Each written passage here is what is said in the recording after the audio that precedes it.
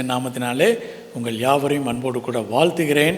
இந்த அருமையான ஆராதனையிலே உங்கள் ஒவ்வொருவரையும் மீண்டுமாக வரவேற்றுக் கொள்கிறேன். அல்லேலூயா, அல்லேலூயா. சென்ற வாரம் என்ன தியானித்தோம்? லூக்கா 2ஆம் அதிகாரம் 11வது வசனம். கர்த்தராகிய கிறிஸ்து என்னும் இரட்சகர் உங்களுக்காக தாவீதின் ஊரிலே பிறந்திருக்கிறார். இப்போ எபிஃபனினா என்ன அர்த்தம்? என்ன அர்த்தம்னா, appearance or manifestation of divine.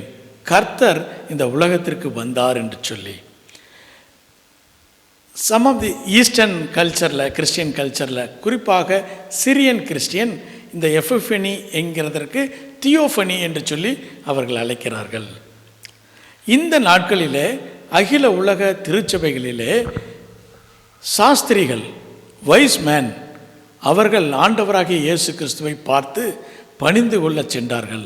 அந்த காரியத்தை குறித்து அகில உலக திருச்சபைகள் தியானிக்கிறார்கள். நாமும் அந்த காரியத்தை சற்று தியானித்து விட்டு இந்த நாளுக்கான செய்திக்குள்ளாக செல்வோம். Wise man, மெஜாய். மெஜாய் மெஜாய் என்கின்ற வார்த்தை எங்கேருந்து வந்துச்சுன்னா, கிரீக் வார்த்தையிலிருந்து வந்தது. மேகோஸ் என்கின்ற வார்த்தையிலிருந்து இந்த வார்த்தை வந்தது. சரி, இந்த கிரீக் வார்த்தை எங்கிருந்து வந்தது என்று சொன்னால், பெர்ஷியன் வேர்ட் மெகோஸ் என்கின்ற வார்த்தையிலிருந்து இந்த வார்த்தை வந்தது. அப்போ மெகோஸ் என்று சொன்னால் பெர்ஷியன் லாங்குவேஜில் வைஸ் என்று சொல்லி அர்த்தம். ஞானவான்கள் அல்லது தமிழில் சாஸ்திரிகள் என்று சொல்லி எழுதப்பட்டிருக்கிறது. இந்த சாஸ்திரிகளை குறித்து நாம் தியானிக்க போகின்றோம். யாராவது எடுத்தவர்கள் வாசிப்போம். மத்தேயு 2ஆம் அதிகாரம் 11வது வசனம். போன வாரம் என்ன பார்த்தோம்? லூக்கா 2ஆம் அதிகாரம் 11வது வசனம். இந்த நாளில் மேத்யூ 2ஆம் அதிகாரம் 11வது வசனத்தை வாசிப்போம்.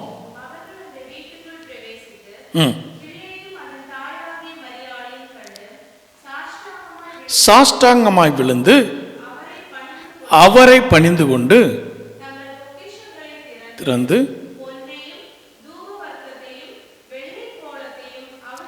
அவருக்கு காணிக்கையாக அளித்தார்கள். நம்முடைய தமிழ் வேதாகமத்தில் அதை என்று சொல்லி எழுதப்பட்டிருக்கிறது, அதற்கு என்று சொல்லி மொழிபெயர்க்கப்பட்டிருக்கிறது. கிங் ஜேம்ஸ் வெர்ஷனில் பார்த்தாலும் அந்த ஹிம் என்பதற்கு ஸ்மால் ஹெச் போட்டாங்க. என்ஐவி, ஆம்பிளிஃபைட் பைபிள், எல்லா பைபிள்லேயும் ஸ்மால் ஹெச் போட்டிருக்காங்க. ஆனால் நியூ கிங் ஜேம்ஸ் வெர்ஷனில் மீண்டுமாக அதை கேபிட்டல் ஹெச் என்று சொல்லி அதை மாற்றியிருக்கிறார்கள். தமிழ் பைபிள்லேயும் இப்போ வரக்கூடிய புதிய பைபிள் சொசைட்டி ஆஃப் இந்தியாவிலேருந்து வரக்கூடிய அந்த வேதாகமத்தில் அதற்கு பதிலாக குழந்தை என்று சொல்லி அதில் மொழிபெயர்க்கப்பட்டிருக்கிறது. உங்கள் பைபிள் என்ன இருக்குது? அதை, அதுதான் இருக்குது. சரி, இந்த வரக்கூடிய மொழிபெயர்ப்புகளில் அது மாற்றப்பட்டிருக்கிறது. இப்போ இந்த எத்தனை வைஸ்மேன் போனாங்க? வேதாகமத்தில் எத்தனை போட்டிருக்கு?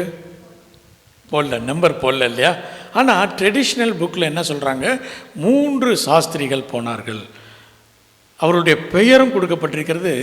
காஸ்பர், மெல்கியோர், பெல்தசார் என்கின்ற 3 சாஸ்திரிகள் ஆண்டவராகிய இயேசு கிறிஸ்துவின் பார்ப்பதற்காக அவர்கள் பிரயாணப்பட்டு போனார்கள் என்று சொல்லி ட்ரெடிஷ்னல் புக்ஸ் சொல்லப்பட்டிருக்கிறது. இப்போ இந்த காரியத்தில் இருக்கக்கூடிய மிஸ்கான்செப்ஷனல் காரியங்களை நம்ம தியானித்து விட்டு செய்திக்குள்ளாக செல்வோம். குறிப்பாக அது 3 என்று சொல்லுகிறார்கள். தியாலஜிக்கலி அந்த நாட்களில் 3 நபர்கள் பிரயாணப்பட்டு போவது மிகவும் கடினமானது. அதுவும் கையில் என்னென்ன கொண்டு போனாங்க? பொன், தூபவர்க்கம், வெள்ளைப்போளம். இது 3மே என்னது? காஸ்ட்லியான காரியம். இதை எடுத்து 3 நபர்கள் பிரயாணப்பட்டு போவது மிகவும் கடினமான காரியம். ஒருவேளை இப்படி இருக்கலாம், 3 குரூப் ஆஃப் பீப்புள், 3 இடங்களிலிருந்து 3 குரூப் ஆஃப் பீப்புள் பிரயாணம் பண்ணி போயிருக்கலாம். அநேகமாக ஒவ்வொருத்தரும் ஒரு 100 பேராக சேர்ந்து பிரயாணப்பட்டு போயிருக்கலாம் என்று சொல்லி. சரி, இவர்கள் எங்கிருந்து வந்தார்கள்? சமீபத்தில் ஒரு ஸ்ரீலங்காவை சேர்ந்த ஒரு போதகர் சொல்கிறார், அவர் ஸ்ரீலங்காவிலேருந்து வந்தார் என்று சொல்லி. அப்போ நமக்கு தெரியும் இந்தியாவிலேருந்து வந்தவங்க எல்லோரும் என்ன சொல்லுவாங்க, இந்தியாவிலேருந்து வந்தாங்க. அப்போ சைனா குறைஞ்சதில்லை, அவங்களும் சொல்லுவாங்க, என்ன சொல்லுவாங்க, சைனாவிலேருந்து வந்தாங்க. ஆனால் இவர்கள் எங்கிருந்து வந்தார்கள் என்று சொல்லி ட்ரெடிஷ்னல் புக் சொல்லியிருக்குன்னா, Medo Persian area, Iraq, Iran அந்த பகுதிகளிலிருந்து இவர்கள் பிரயாணப்பட்டார்கள். அந்த பகுதியிலிருந்து எருசலேமுக்கு சுமார் 1000 கிலோமீட்டர், இவர்கள் 1000 கிலோமீட்டர் ட்ராவல் பண்ணி போனார்கள் என்று சொல்லி. எப்போ போனாங்க? பொதுவாக அந்த ஸ்கிட் பார்க்கும்போது, சர்ச்சில் ஸ்கிட் போடும்போது முதல்ல மேய்ப்பர்கள் வந்து பார்ப்பாங்க. உடனே யார் வருவா? சாஸ்திரிகள் வருவாங்க. உடனே அவர் போனாரா? குழந்தை எங்கே பிறந்துச்சு, எங்கே முன்னணியில் வைத்திருந்த போது இந்த சாஸ்திரிகள் போய் கிஃப்ட் கொடுத்த மாதிரி ஸ்கிட் போட்டிருப்பாங்க. ஆனால் எப்போ இந்த சாஸ்திரிகள் போயிருக்கக்கூடும் என்று வேத வல்லுநர்கள் சொல்கிறாங்கன்னா, 1 வருடம் 3 மாதம் கழித்து இவர்கள் போனார்கள். அதுவும் அந்த முன்னணியிலே இல்லை, அவர்கள் வீட்டிலே இருக்கும்போது இவர்கள் போய் சந்தித்தார்கள் என்று சொல்லி. பொதுவாக அந்த ஸ்கிட்டில் என்னென்னா, மரியாள் இருப்பாங்க, குழந்தை இருக்கும், பக்கத்தில் யார் இருப்பா? யோசேப்பு இருப்பாங்க. ஆனால் இந்த வசனத்தை வாசித்தோம்னா மரியாள் மட்டும்தான் இருந்திருக்காங்க, யோசேப்பு அந்த இடத்துல இருந்த மாதிரி வேதாகமத்தில் சொல்லப்படவில்லை. ஒரு வசனத்தை வாசிப்போம், மத்தேயு 2ஆம் அதிகாரம் 16வது வசனம் வாசிப்போம்.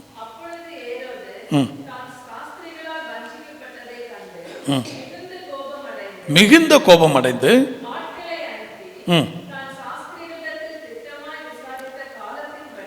சாஸ்திரிகளிடத்தில் திட்டமாய் அந்த காலத்தை கேட்டிருக்கிறாரு.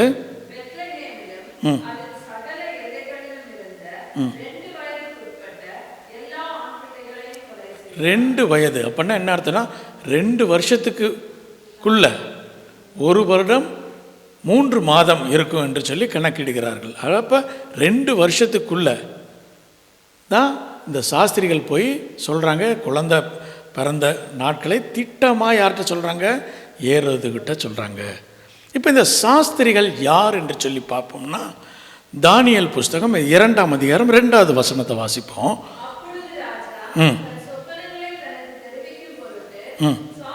முதலாவது சாஸ்திரிகளையும் ஜோசியர்களையும் சூனியக்காரரையும் கல்தேயரையும் போதும். அப்போ அந்த காலகட்டத்தில் இந்த 4 விதமான ஆட்கள் ராஜ்யத்திலே அவர்கள் இருந்தார்கள், ராஜாவோடு கூட இருந்தார்கள். யார் யார் இருந்தாங்க?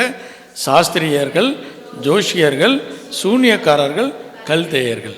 இந்த சாஸ்திரிகள் என்ன செய்வார்கள் என்று சொன்னால், வானத்தில் இருக்கக்கூடிய நட்சத்திரங்களை குறித்து அவர்கள் ஆராய்ந்து அதற்கான காரியங்களை வெளிப்படுத்துவார்கள் ராஜாவுக்கு. இந்த ஜோஷியர்கள் என்ன செய்வார்கள் என்று சொன்னால், அதற்கு இந்த ராஜ்யத்திலே இந்த ராஜாவுக்கு என்ன பலன் கிடைக்கும் என்று சொல்லி அவர்கள் இன்டர்பிரட் பண்ணுவாங்க. இந்த சூனியக்காரர்கள் அதற்கான பரிகாரங்களை செய்கிறவர்கள், இதை செஞ்சால் போதும் என்று சொல்லுகிறவர்கள். ஒருவேளை இதை பலியிட வேண்டும், இந்த காரியங்களை பலியிட வேண்டும் என்று சொல்லக்கூடியவர்கள் அவர்கள். அதை எக்ஸிக்யூட் பண்ணுகிறவர்கள் கல்தேயர்கள். இப்படி 4 விதமான மனிதர்கள் அந்த ராஜ்யத்திலே இருந்தார்கள்.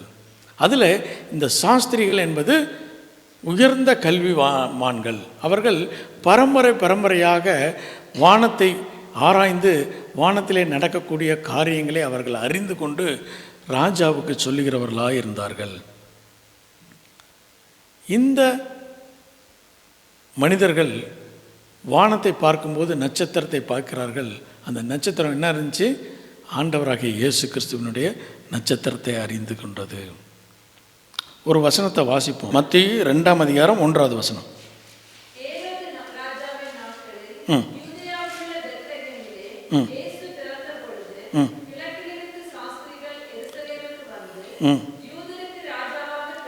யூதருக்கு ராஜாவாய் பிறந்திருக்கிறவர் இங்கே கிழக்கிலே அவருடைய நட்சத்திரத்தை கண்டு அவரை பணிந்து கொள்ள வந்தோம் என்றார்கள். அப்போ கிழக்கிலே ஒரு நட்சத்திரத்தை கண்டார்களாம். அதை தான் பிழையாம் தீர்க்க தரிசனமாக சொல்கிறார். என்னாகமம் 24ஆம் அதிகாரம் 17வது வசனம்.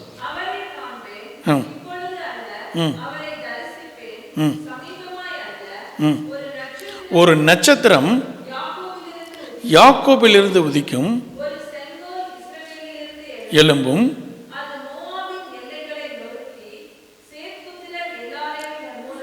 நிர்மூலமாக்கும் என்று சொல்கிறார். அப்போ யாக்கோபிலிருந்து ஒரு நட்சத்திரம் தோன்றும். அந்த தீர்க்க தரிசனம் இப்போ நிறைவேறி இருக்கிறது. அந்த தீர்க்க தரிசனம், அந்த நட்சத்திரத்தை இடத்துல கண்டோம் என்று சொல்லி இந்த சாஸ்திரிகள் சொல்கிறாங்க. எவ்வளோ நாள் பிரயாணப்பட்டு வந்திருப்பாங்க? சுமார் 1 மாதம் அவர்கள் பிரயாணப்பட்டு இந்த இடத்தை ஏரோதின் இடத்துல கேட்கிறார்கள், யூதருக்கு ராஜாவாய் பிறந்தவர் எங்கே என்று சொல்லி. இந்த சாஸ்திரிகள் அவர்களாம் என்ன, ஞானவான்கள். இவருடைய ஞானம் எப்படி இருந்துச்சுன்னு நம்ம கொஞ்சம் நேரத்தில் கழித்து பார்ப்போம். இவர்கள் என்ன செய்கிறாங்க, முதலாவது நட்சத்திரத்தை பார்த்து, வெகு தூரத்தில் இருக்கக்கூடிய நட்சத்திரத்தை பார்த்து அவங்க கண்டுகொள்கிறாங்க. என்ன கண்டுகொள்கிறாங்க? இப்படி இயேசு கிறிஸ்து பிறந்தார் என்று சொல்லி. சரி, இந்த நாளுக்கான நம்முடைய தியானம் என்ன என்று சொல்லி பார்த்தா, response to birth of Jesus. ஆண்டவராகிய இயேசு கிறிஸ்துவனுடைய பிறப்பை உலகத்திற்கு அறிவிக்கப்பட்டது.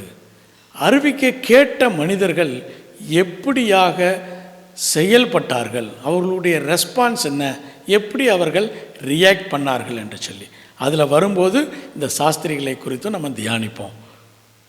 ஆண்டவராகிய இயேசு கிறிஸ்துவனுடைய பிறப்பு முதலாவது யாருக்கு அறிவிக்கப்பட்டது? மரியாளுக்கு அறிவிக்கப்பட்டது. லூக்கா எழுதிய சுவிசேஷம் 1ஆம் அதிகாரம் 28வது வசனத்திலிருந்து வாசிப்போம்.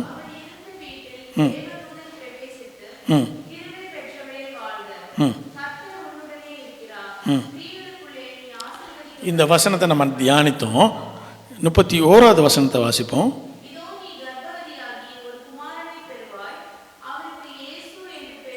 அப்போ இந்த மரியாளுக்கு அநேக விதமான கேள்விகள், இது எப்படி ஆகும், நான் கணவனை அறியேனே என்று சொல்லி. அப்போ கேப்ரியல் தூதன் தெளிவாக அவளோடு கூட பேசிய போது கடைசியாக மரியாள் சொன்ன காரியம் 38வது வசனத்தை வாசிப்போம். அதற்கு மரியாள், இதோ நான் ஆண்டவருக்கு அடிமை, உம்முடைய வார்த்தையின்படியே எனக்கு ஆக கடவது என்றால். அப்பொழுது தேவதூதன் அவளிடத்திலிருந்து போய்விட்டான். அப்போ முதலாவதாக தேவதூதன் கேப்ரியல் தூதன் மரியாளுக்கு இந்த காரியத்தை சொல்லும்போது மரியாள் சொன்ன காரியம் என்னன்னா, நான் ஆண்டவருக்கு அடிமை, உம்முடைய வார்த்தையின்படியே எனக்கு ஆக கடவது. ஆண்டவராகிய இயேசு கிறிஸ்துவனுடைய பிறப்பின் செய்தி அநேக மனிதர்களுக்கு கொடுக்கப்பட்டது. ஒவ்வொருவரும் அவர்கள் எப்படி அதுக்கு ரெஸ்பாண்ட் பண்ணாங்க, ரியாக்ட் பண்ணாங்க என்பதை குறித்து நாம் தியானித்து கொண்டிருக்கிறோம். மரியாள் இடத்துல சொன்னபோது அவள் சொல்கிறாள், நான் ஆண்டவனுக்கு அடிமை, உம்முடைய வார்த்தையின்படியே எனக்கு ஆக கடவுது. Complete surrender, full submission. அவளுடைய சரீரத்தை, அவளையும் அவளுடைய சரீரத்தையும் கர்த்தரிடத்திலே ஒப்பு கொடுக்கிறார். கர்த்தருடைய பிறப்பு, ஆண்டவராகிய இயேசு கிறிஸ்துவனுடைய பிறப்பு அறிவிக்கப்பட்ட போது மரியாள் தன்னை முழுவதுமாக தேவனுடைய கரத்திலே ஒப்பு கொடுத்தாள் என்று சொல்லி பார்த்தோம். இரண்டாவதாக ஆண்டவராகிய இயேசு கிறிஸ்துவனுடைய பிறப்பு யாருக்கு அறிவிக்கப்பட்டது என்று சொன்னால் யோசேப்புக்கு அறிவிக்கப்பட்டது. மத்தேயு எழுதிய சுவிசேஷம் 1ஆம் அதிகாரம் 19லிருந்து 25 வசனங்களை வாசிப்போம்.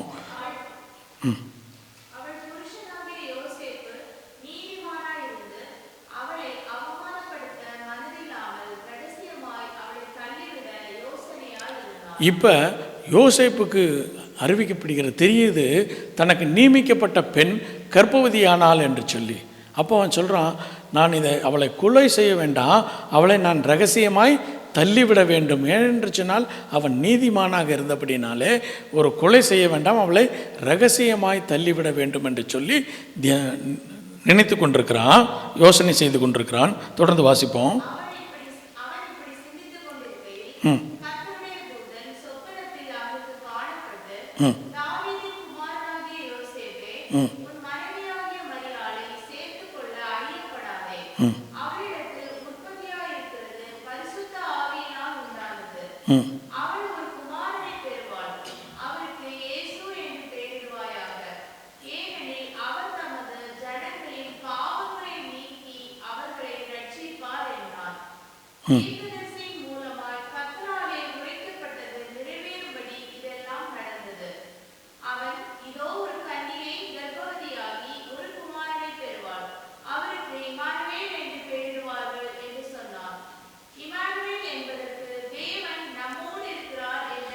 ஏசாயா தீர்க்கதரிசியின் மூலமாக கொடுத்த அந்த தீர்க்க தரிசனத்தை சொல்லுகிறான். அதுக்கு அடுத்து யோசேப்பு செய்த காரியத்தை பார்ப்போம். 24வது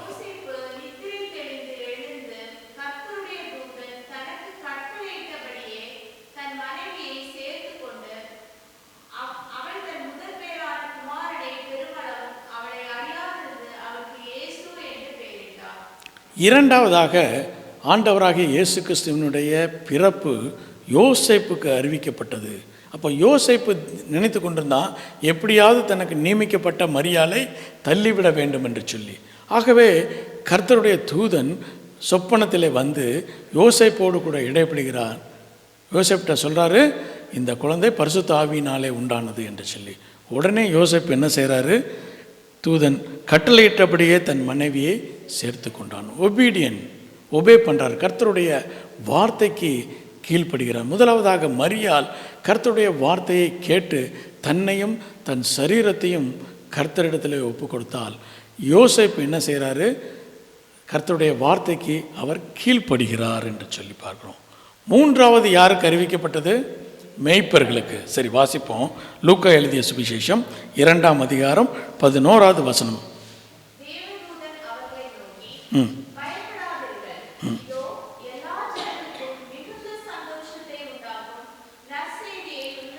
ஏதோ யூதர்களுக்கு மாத்திரமல்ல, இஸ்ரவேல் மக்களுக்கு மாத்திரமல்ல, உலக ஜனம் எல்லா ஜனத்திற்கும் மிகுந்த சந்தோஷத்தை அளிக்கக்கூடிய நற்செய்தியை உங்களுக்கு சொல்கிறேன்.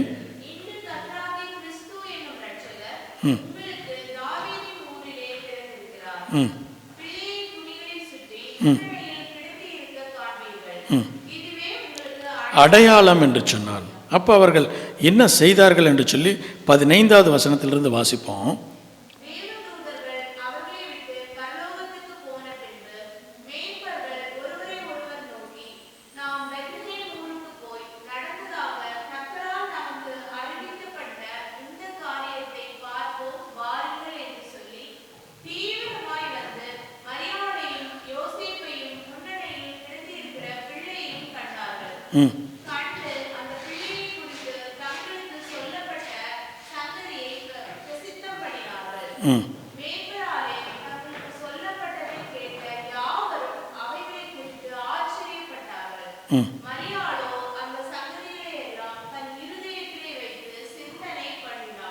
கடைசி வசனம் 20.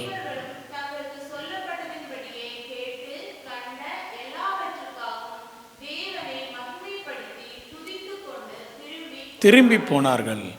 மேய்ப்பர்களுக்கு அறிவிக்கப்பட்டது என்ன? அறிவிக்கப்பட்டது, ஆண்டவராகிய கர்த்தராகிய கிறிஸ்து என்னும் இரட்சகர் தாவீதின் ஊரிலே பிறந்திருக்கிறார் என்று சொல்லி அறிவிக்கப்பட்ட உடனே அவர்கள் என்ன செஞ்சாங்க?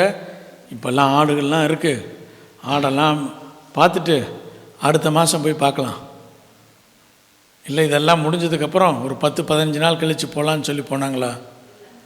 தீவிரமாய் அவர்கள் போனார்கள். சீக்கிரத்தில் சொன்னாங்க. உடனே இம்மீடியட் ஆக்ஷன்.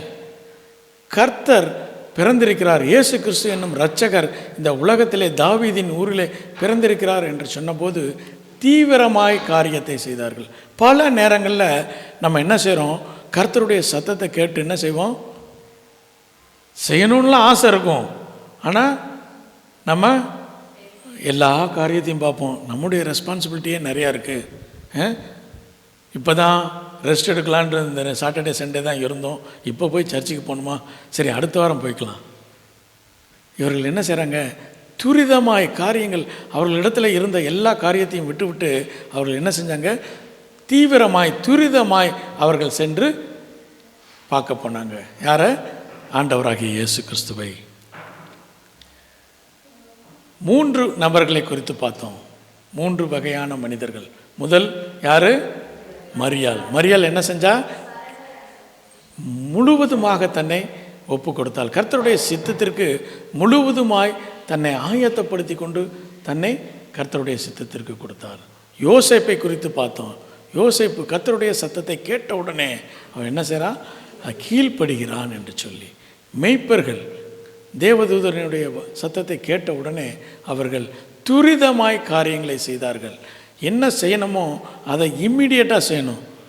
ஒரு காரியத்தை செய்யணும்னா அந்த காரியத்தை உடனே செய்யணும். இல்லை அப்புறம் செய்யலான்னு சொல்லிட்டோம்னா அது அப்புறம் வரவே வராது. இல்லையா?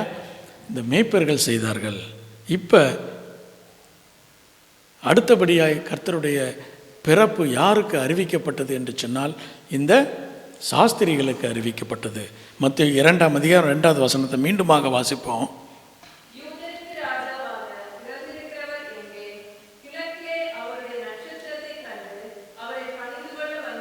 என்றார்கள். இப்போ இந்த சாஸ்திரிகளுக்கு, ஞானவான்களுக்கு யார் அறிவித்தா? நட்சத்திரம். யாக்கோபிலிருந்து ஒரு நட்சத்திரம் உருவாகும் என்று சொன்ன அந்த தீர்க்க தரிசனத்தின்படியாக ஒரு நட்சத்திரம் அவர்களுக்கு அறிவித்தது. என்ன அறிவித்தது? யூதருக்கு ராஜா. அவர் யூதருக்கு மாத்திரமல்ல, அவர் உலகத்தை ஆள்கிறவர் என்று சொல்லி அவர்கள் அறிந்து கொண்ட உடனே அவர்கள் என்ன செய்கிறாங்க? பணிந்து கொள்ள அவர்களும் ஆயத்தம் பண்ணுறாங்க. உடனே அவங்களால இம்மீடியட்டாக ஆக்ஷன் பண்ண முடியல. அதையெல்லாம் புரிந்து கொண்டு அங்கே அந்த ராஜாவோடு கூட பேசி அவர்கள் எல்லா காரியங்களையும் செய்து அவர்கள் தேவையான காணிக்கைகளை எல்லாவற்றையும் எடுத்துக்கொண்டு அவர்கள் பிரயாணப்பட்டு 1 மாத அளவு 1000 கிலோமீட்டர் அவர்கள் ட்ராவல் பண்ணி எங்கே வர்றாங்க? ஏரோதினுடைய அரண்மனைக்கு வர்றாங்க. பல நேரங்களில் நீங்களும் நானும் செய்யக்கூடிய காரியம் தான். கர்த்தருடைய சத்தத்தையும் கர்த்தருடைய சித்தத்தையும் புரிந்து கொள்வோம். அதோடு கூட இந்த சாஸ்திரிகள் என்ன செஞ்சாங்கன்னா, அவங்களுடைய பிரெயின், அவங்களுடைய காரியத்தை அதில் போட்டாங்க. யூதருடைய ராஜா எங்கே தான் பிறந்திருக்கணும்? அரண்மனையில் தான் பிறந்திருக்கணும். யூதருடைய ராஜா எங்கே பிறந்திருக்கணும்? எருசலேமில் பிறந்திருக்கணும். எருசலேமில் எங்கே பிறந்திருக்கணும்? ஏரோதினுடைய அரண்மனையில் தான் பிறந்திருக்க வேண்டும் என்று சொல்லி கர்த்தரிடத்தில் காத்திருந்து காரியங்களை தெளிவாய் புரிந்து கொள்ளாமல் அவர்கள் என்ன செஞ்சாங்கன்னா, தங்களுடைய எண்ணத்தின்படி சுயத்தின்படி அவர்கள் காரியங்களை செய்தார்கள். அவர்களுக்கும் வாஞ்சை இருந்துச்சு, போய் அந்த யூத ராஜாவை பார்க்க வேண்டும் என்று சொல்லி, அவர்களுக்கு காணிக்கை கொடுக்க வேண்டும் என்று சொல்லி அவர்களுக்கும் வாஞ்சை இருந்தது. ஆனால் அவர்கள் செய்த தவறு என்ன? தங்களுடைய சுயத்தின் மீது அவர்கள் சாய்ந்தபடினாலே அவர்கள் எதை செய்யக்கூடாதோ அதை போய் செஞ்சிட்டாங்க. யார்கிட்ட சொல்லக்கூடாதோ அவங்ககிட்ட போய் சொல்லிட்டாங்க. யார்கிட்ட போய் சொன்னாங்க? ஏரோது ராஜாட்ட போய் சொல்லிட்டாங்க. அப்போ ஏரோது ராஜா அதை கேள்விப்படுகிறான். யார் மூலமாக? சாஸ்திரிகள் மூலமாக. இப்போ சாஸ்திரிகளை முடிச்சுட்டு அப்புறம் ஏரோதுக்கு வருவோம். இப்போ சாஸ்திரிகள் என்ன செய்கிறாங்க? வெகு தூரத்தில் இருந்து இருந்த நட்சத்திரத்திலிருந்து அவர்கள் இன்டர்பிரட் பண்ணி எல்லாத்தையும் கண்டுபிடிச்சிட்டாங்க. இப்போ யார்கிட்ட சொல்கிறாங்க? ஏரோதின் இடத்துல சொல்கிறாங்க. வாசிப்போம். மத்தேயு எழுதிய சுவிசேஷம் 2ஆம் அதிகாரம் 7வது வசனம்.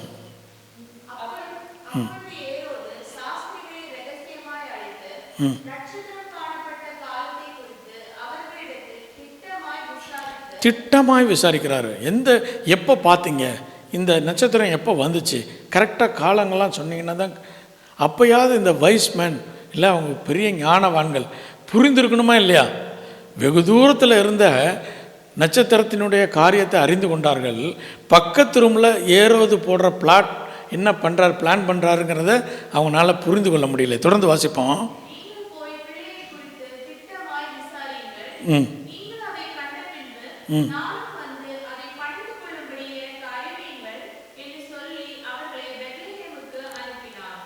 இவர் என்ன செய்கிறாருன்னா, எங்கே பிறப்பாருன்னு கண்டுபிடிச்சிட்டாரு. யார் மூலமா? வேதபாரகர்களும் பரிசேயர்களையும் பிரதான ஆசாரியனையும் கூப்பிட்டு கேட்குறாரு. ஏன்னா எங்கே தான் பிறக்கணும்னு சொல்லி. முந்தைய வசனத்தை வாசிப்போம்.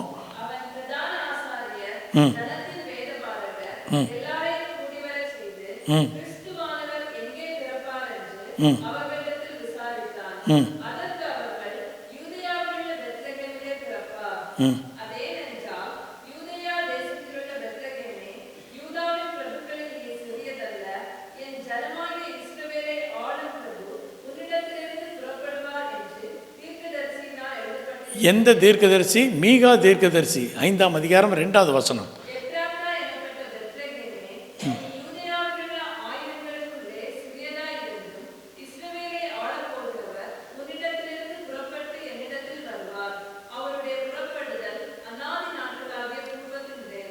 அனாதி நாட்களாகிய பூர்வத்தினுடையது. அப்படின்னா உலகம் தோன்றுவதற்கு முன்னதாக இது நியமிக்கப்பட்டது என்று சொல்லி. அப்போ அந்த தீர்க்கதரிசிகள் மீகா தீர்க்கதரிசியின் புஸ்தகத்தை வாசித்து யார் தான் சொல்கிறா ஏறுறதுக்கு? பிரதான ஆசாரியனும் வேத பாரகரும் யார்கிட்ட சொல்கிறாங்க? ஏரோதுட்ட. ஏரோது யார்கிட்ட சொல்கிறாரு? சாஸ்திரிகள்கிட்ட சொல்கிறாரு. நீங்கள் போனீங்கன்னா பெத்லகேமில் போனீங்கன்னா இந்த குழந்தையை பார்த்துக்கலாம்.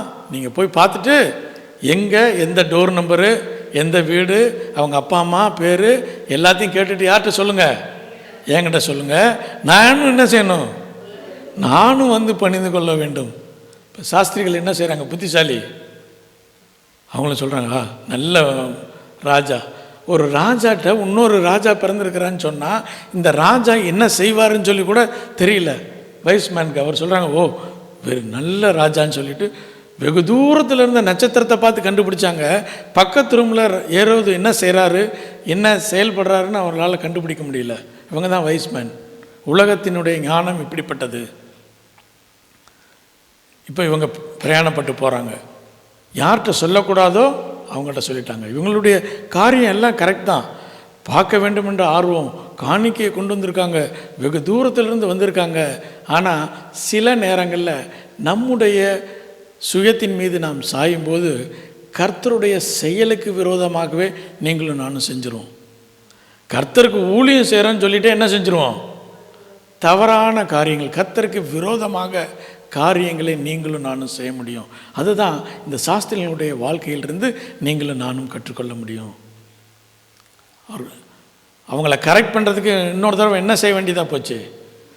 சொப்பனத்தில் தூதன் வந்து சொல்லணும், அப்பா இந்த பக்கம் போயிடாத, எப்படி போயிரு, சுற்றி போயிருன்னு சொல்ல வேண்டியதாக போச்சு.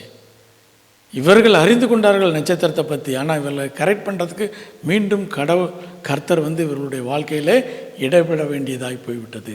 பல நேரங்களில் நீங்களும் நானும் சுயத்தின் மீது சாய்ந்து கர்த்தருக்கு ஊழியம் செய்யும்போது இப்படிப்பட்ட காரியங்களில் நீங்கள் மாட்டிக்கொள்வோம். நம்ம செய்யக்கூடாத காரியங்களை சாஸ்திரிகள் மாதிரி நீங்களும் நானும் செய்து விடுவோம். இப்போ சாஸ்திரிகளை விட்டுருவோம். இப்போ யாருக்கு வருவோம்? ஏரோதுக்கு வருவோம். ஏரோது ராஜா. சரி, வாசிப்போமா? மத்தேயு 2ஆம் அதிகாரம் 7, 8 மீண்டுமாக ஒரு முறை கூட வாசிப்போம்.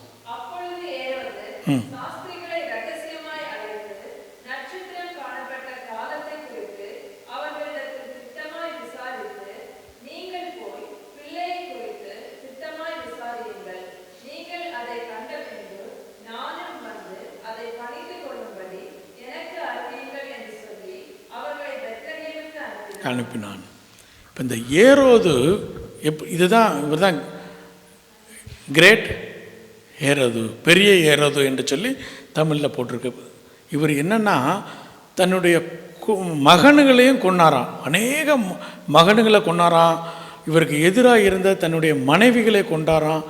பல நபர்களை இவர் தன்னுடைய ஆட்சிக்கு விரோதமாக வரக்கூடிய நபர்களை கொன்று குவித்தாராம். ஏனென்று சொன்னால் அவருக்கு என்ன ஆசை? பதவி ஆசை.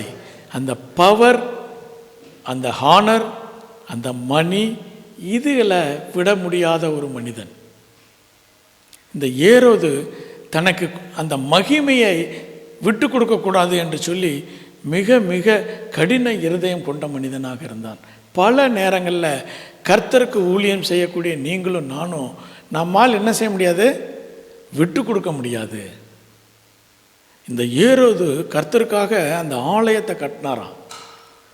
சாலமோன் கட்டின ஆலயத்தை என்ன செய்கிறாரா? ரினோவேஷன் பண்ணுறாரு. இவர் பெரிய ஆலயத்தை ரோமர்கள்ட்ட பேசி அந்த ஃபண்டெல்லாம் வாங்கி அந்த ஆலயத்தை கர்த்தருக்காக மிகப்பெரிய ஆலயத்தை கட்டி அதில் பலிகளை செலுத்தி அதன் மூலமாக யூதர்களுக்கு என்ன செஞ்சாராம்? அவர்களுடைய நம்பிக்கையை பெற்றார்.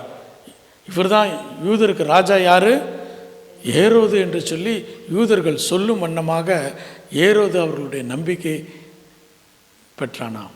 கர்த்தருக்காக பெரிய ஆலயத்தை கட்டி கர்த்தருக்காக பலிகளை செலுத்த வேண்டும், ஆசாரியர்கள் வந்து பணிவிடை செய்ய வேண்டும் என்று சொல்லி எல்லா காரியங்களும் செய்த மனிதன்.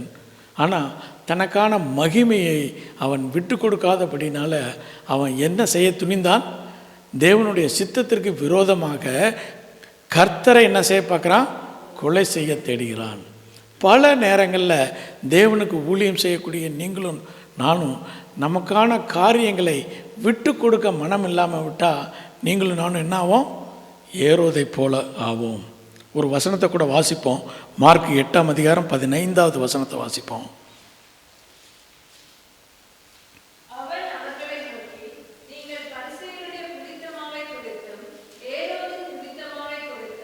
எச்சரிக்கையாயிருங்கள். அவர் அவர்களை ஜனங்களை, ஆண்டவராகிய இயேசு கிறிஸ்து ஜனங்களை நோக்கி, நீங்கள் பரிசேயருடைய புளித்த மாவுக்கும் குறித்தும் ஏரோதின் புளித்த மாவை குறித்தும் எச்சரிக்கையாயிருங்கள். அப்போ ஏரோதினுடைய புளித்த மாவு என்ன என்று சொல்லி பரிசுத்த பவுல் 1 கொரிந்தியர் 5ஆம் அதிகாரம் 8வது வசனத்தில் சொல்கிறாரு. வாசிப்போம்.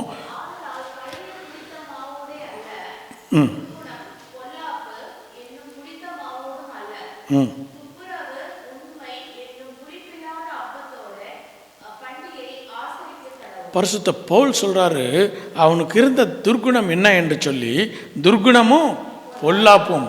பொல்லாப்பு செய்ய வேண்டும், தனக்கானதை விட்டு கொடுக்கக்கூடாது, அதுக்காக நான் என்ன வேண்டுமானாலும் செய்வேன், என்ன பொல்லாப்பு வேணாலும் செய்வேன் என்று சொல்லி அந்த துர்குணங்கள் இந்த ஏரோதின் இடத்துல காணப்பட்டது.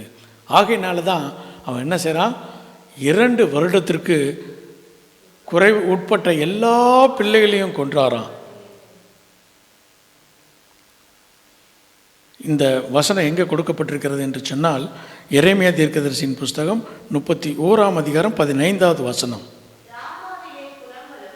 அதுக்கு முன்னாடி மத்தேயு 2ஆம் அதிகாரம் 17வது வசனம்.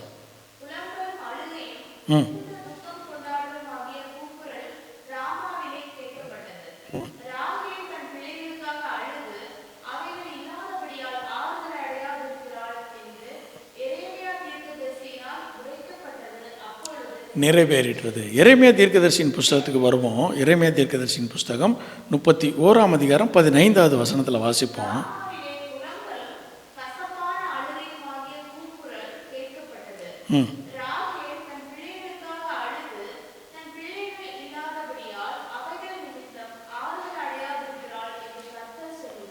இப்போ இந்த சாஸ்திரிகள் செஞ்ச ஒரே ஒரு காரணத்தினால அநேக குழந்தைகள் மரிக்கிறார்கள்.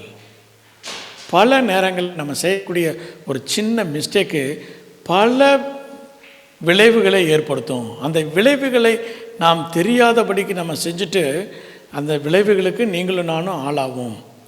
இந்த ஏரோது என்ன செய்கிறாரு? அநேக குழந்தைகளை கொல்றாரு. ஏனென்று சொன்னால், இந்த குழந்தை எப்படியும் பெரியவனாகி ராஜாவாகும், அது எனக்கோ அல்லது என்னுடைய சந்ததிக்கோ பிரச்சனையை உண்டாக்கும் என்று சொல்லி அநேக குழந்தைகளை அவர் கொள்கிறார். 4 நபர்களை பார்த்தோம். 4, 5 யார் யார் பார்த்தோம்? முதல்ல யாரை பார்த்தோம்? மரியாள். 2வது யோசேப்பு. 3வது மேய்ப்பர்கள். 4 சாஸ்திரிகள். 5 ஏரோது. சரி, இப்போ அடுத்து ஒரு நபர்களை பார்ப்போம். 6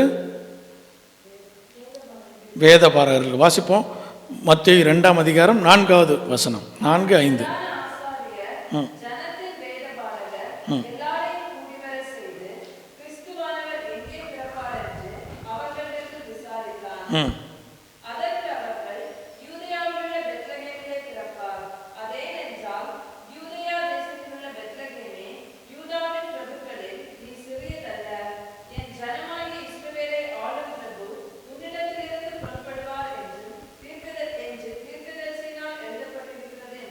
எந்த தீர்க்கதரிசி? மீகா தீர்க்கதரிசி சொன்னதை சொல்கிறார். இப்போ இவர்கள் யார்? பிரதான ஆசாரியன். பிரதான ஆசாரியன் ஆரோனுடைய வம்சத்திலிருந்து வந்தவன். வேதபாரகர்கள் நல்ல பைபிள் நாலேஜில் பரிசேயர்கள் இவர்களெல்லாம் இருக்கிறாங்க.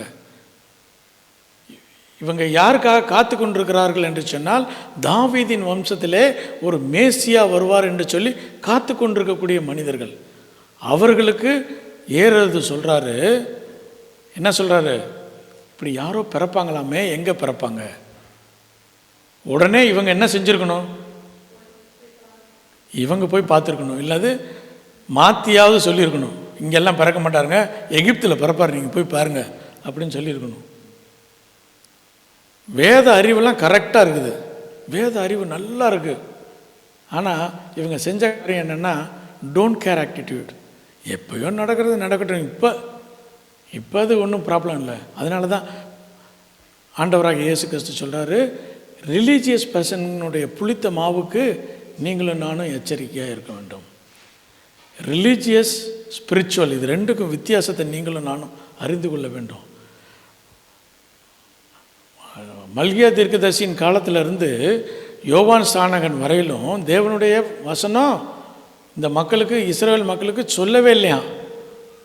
ஆனால் எப்போ கரெக்டாக காலையில் எந்திரிச்சோன்னா என்ன செய்வாங்க, ஆசாரியர்கள் அவங்களுடைய ஆடைகளை போட்டுட்டு போய் என்ன செய்வாங்க, சர்வாங்க தகன பலி 5 பலிகளையும் ஒவ்வொரு நாளும் வரிசையாக செய்வாங்க.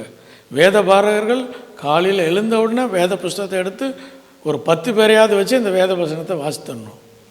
எல்லா ரிலீஜியஸ் காரியங்கள் எல்லாம் நடந்து கொண்டு இருக்குது.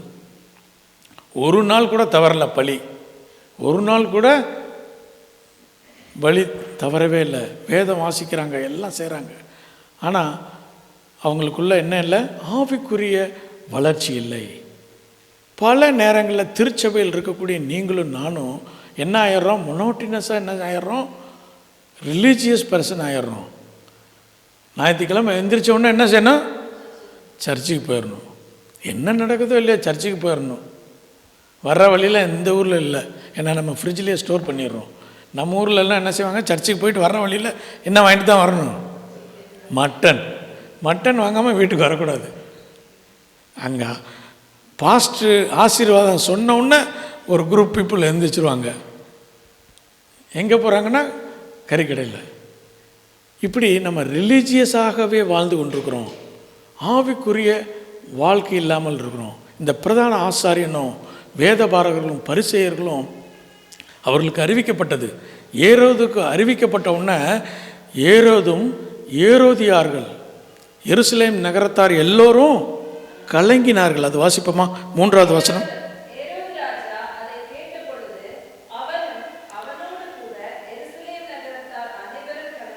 அவனோடு கூட என்று சொன்னால் அந்த நாட்களில் 3 விதமான மனிதர்கள் வாழ்ந்து கொண்டிருந்தார்கள். ஒன்று ஏரோதியன்ஸ், ஏரோதோடு கூட சேர்ந்தவர்களா.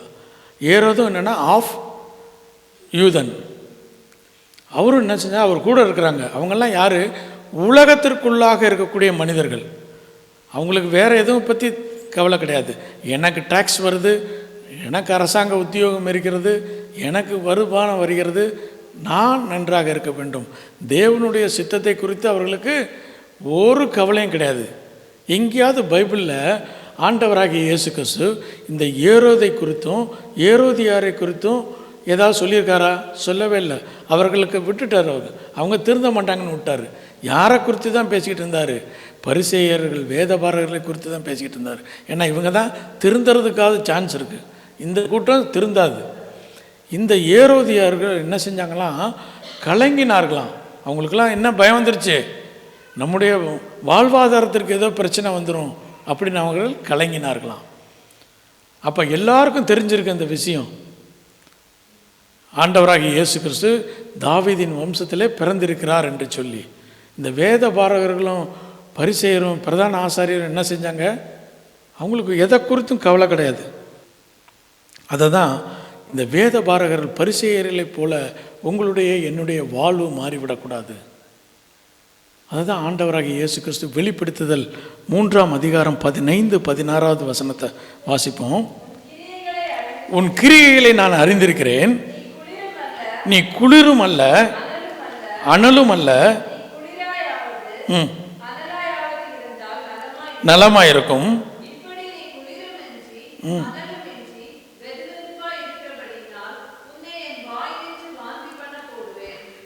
அவர்களை பார்த்து போதும் அவர்களுக்கு என்ன, நான் டோன்ட் கேர் ஆட்டிடியூட், அதை பற்றிலாம் எனக்கு கவலை கிடையாது, நான் என்னுடைய காரியங்களை செய்வேன் என்று சொல்லி.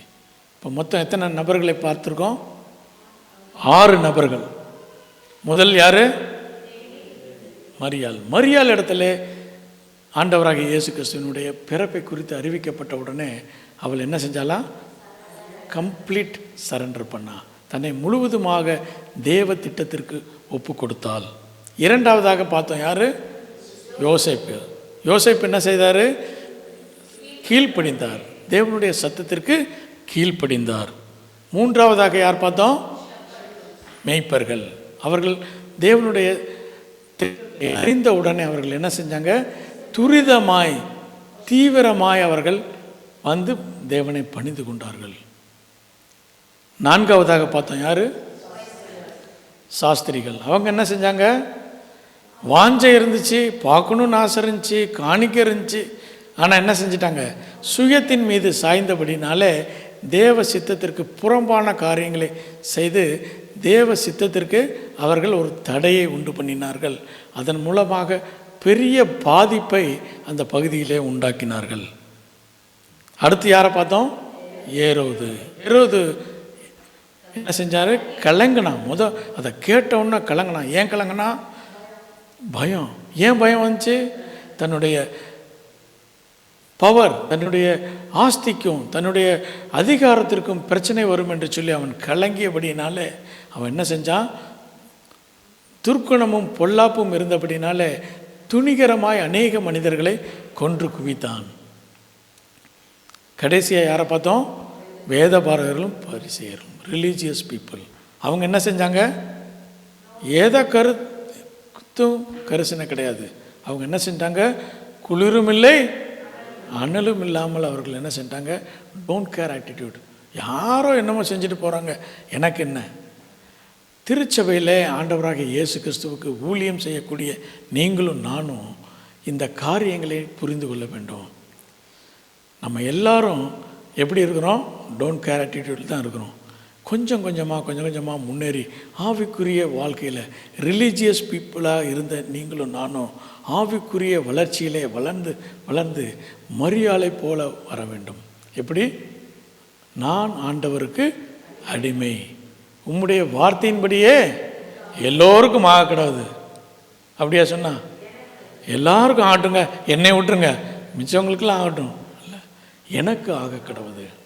அந்த ஒரு ஆவிக்குரிய நிலைமையில் நீங்களும் நானும் வர வேண்டும். கண்களை மூடி தேவனுடைய சமூகத்தை நோக்கி பார்ப்போம்.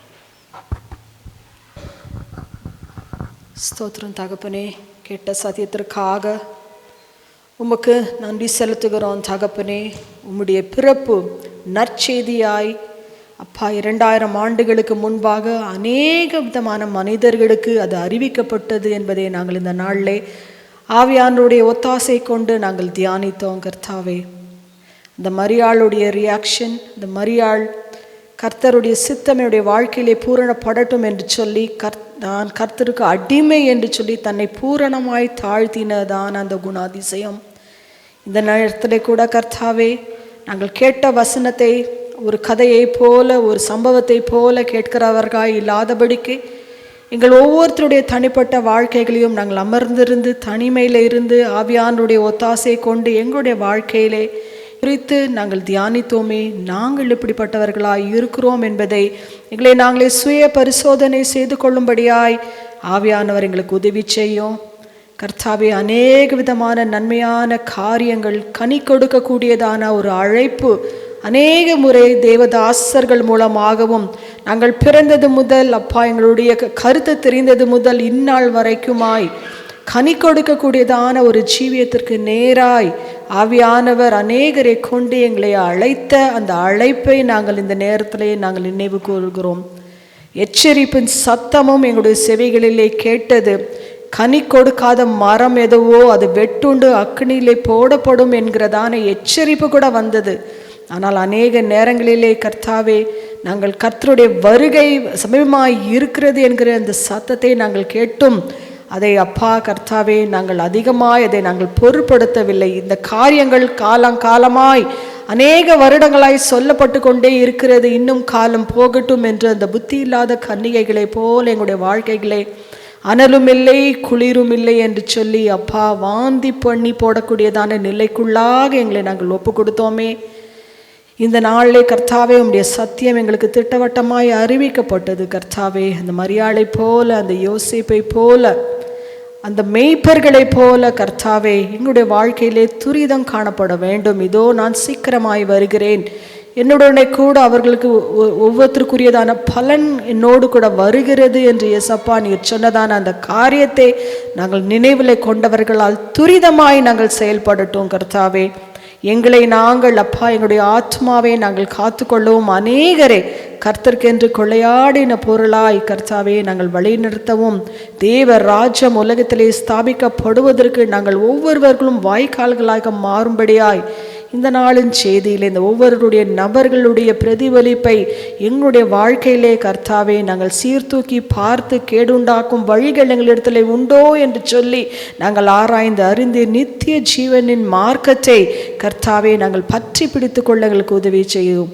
பவுலப்போஸ்தலன் சொல்லதை போல கர்த்தாவே நல்ல போராட்டத்தை நான் போராடினேன், என் ஓட்டத்தை முடித்தேன், இதுவரை முதல் கொண்டது எனக்கு ஜீவ கிரீடம் எனக்காக வைக்கப்பட்டிருக்கிறது. ஒரு கன்விக்ஷன் கர்த்தாவை எங்களுடைய வாழ்க்கையிலும் எங்களுக்கென்று வைக்கப்பட்டிருக்கக்கூடியதான ஓட்டத்திலே நாங்கள் ஓடவும், அப்பா எங்களுடைய ஆத்மாவை நாங்கள் காத்து கொள்ளவும், எங்களோடு கூட ஓடுகிற சக பிரயாணிகளுக்காக நாங்கள் விண்ணப்பிக்கவும், இணைந்து தேவ ராஜ்யத்தை நாங்கள் சுதந்திரத்து கொள்ளவும், எங்களுக்கென்று வைக்கப்பட்டிருக்கக்கூடியதான அந்த பந்தய பொருளை நாங்கள் சுதந்திரத்து கொள்ளவும் எங்களுக்கு உதவி செய்யும். இயேசு கிறிஸ்துவின் நாமத்திலே ஜெபம் கேளும் பிதாவே, ஆமென்.